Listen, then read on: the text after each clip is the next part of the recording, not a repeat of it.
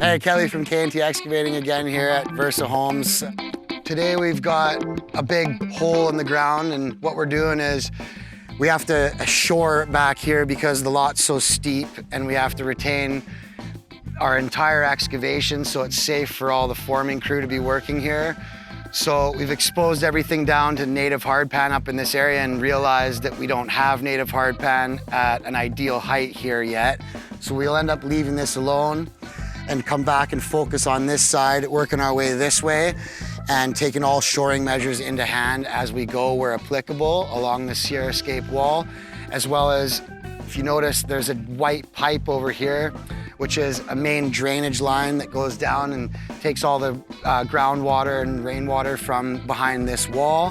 We don't want to have that breach our excavation and cause flooding and mud everywhere. So this ditch I'm explaining is going to actually go all the way around the property and eventually go down here through a course of check dams, just like we talked about in the last interview down at the bottom, and they will all conjoin down there and then be settled in the settling ponds.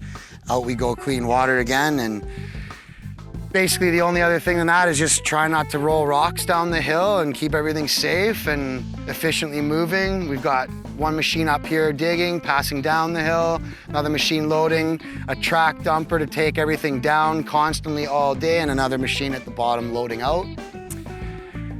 Yeah, things are looking good.